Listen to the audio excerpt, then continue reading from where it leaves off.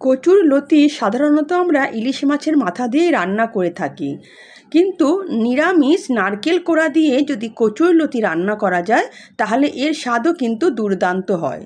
তো সেই কচুর লতি আমি নারকেল কোড়া দিয়ে একদম নিরামিষভাবে রান্না করব, আর সেই রেসিপিটাই আজ আমি আপনাদের সঙ্গে শেয়ার করব।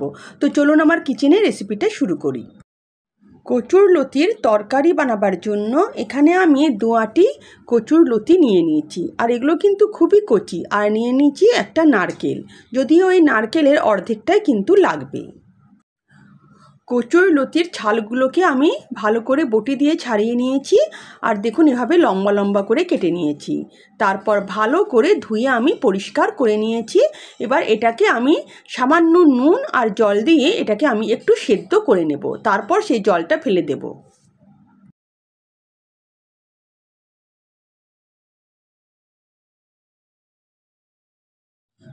দু তিনবার পরিষ্কার জল দিয়ে ধুয়ে নিয়ে তারপর এটাকে আমি একটু জল দিয়ে এটাকে সেদ্ধ করে নেব, আর সামান্য একটু নুন দিয়ে দেব।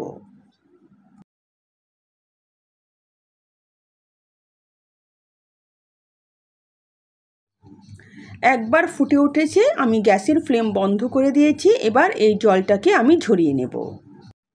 কচুর লতির জল আমি ঝরিয়ে নিলাম। একটা নারকেলের আমি অর্ধেকটা নিয়ে নিয়েছি, এটা আমি কুড়নি দিয়ে কুড়ে নেব।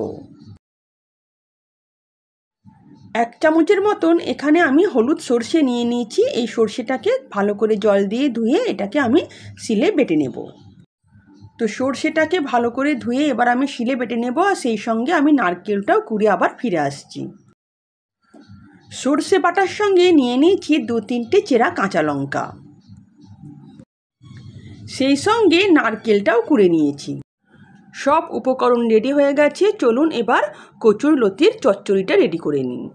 গ্যাস অন করে একটা কড়াই বসিয়ে দিয়েছি, তার মধ্যে 1 টেবিল চামচের মতন আমি সর্ষের তেল নিয়ে নিলাম। তেল গরম হয়ে গেছে, এখন এর মধ্যে 1/2 চামচের মতন 5 ফোড়ন দিয়ে দিলাম। তার সঙ্গে একটা তেজপাতা দিয়ে দিলাম এবং 2টো শুকনো লঙ্কাকে কেটে আমি দিয়ে দেব। এই 3টে উপকরণ আমার ফোড়নের জন্য লাগবে।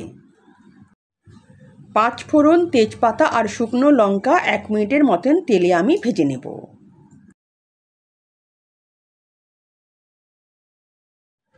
পাঁচ ফোড়নের সুন্দর ভাজা গন্ধ বেরিয়ে এলে এর মধ্যে সেদ্ধ করে রাখা কচুর লতিটা দিয়ে দেব। কচুর লতি দিয়ে তেলের মধ্যে 1 মিনিটের মতন আমি কচুর লতিটাকে ভেজে নেব।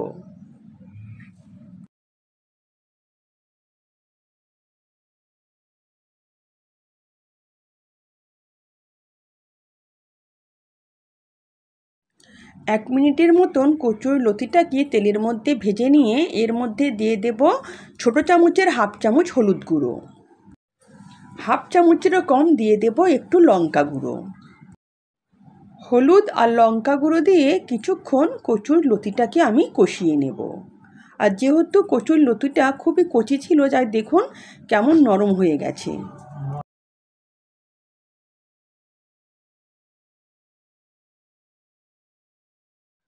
মশলা দিয়ে কিছুক্ষণ নাড়াচাড়া করার পর এর মধ্যে 1/2 চামচেরও কম আদা বাটা দিয়ে দিলাম।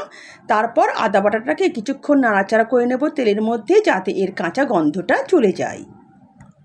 এখন এর মধ্যে আমি দিয়ে দেব বেটে রাখা সর্ষে আর চেরা কাঁচা লঙ্কাগুলো।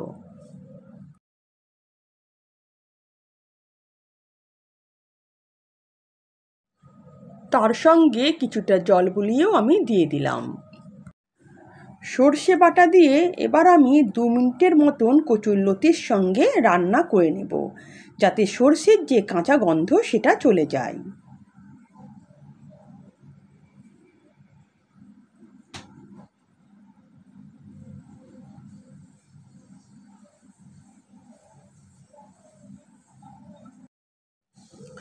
কচুর লতি যখন এরকম শুকনো শুকনো ভাজা ভাজা হয়ে আসবে, তখন এর মধ্যে দিয়ে দেব আমি নারকেল কোড়াটা।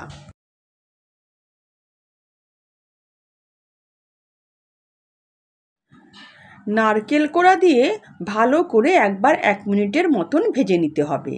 তবে খুব বেশি আর ভাজার দরকার নেই, এতে কিন্তু নারকেলের যে ফ্লেভারটা সেটা নষ্ট হয়ে যাবে। তাই 1 মিনিটের মতন নাড়াচাড়া করলেই হবে। ভালো করে নারকেলটাকে মিশিয়ে নিতে হবে।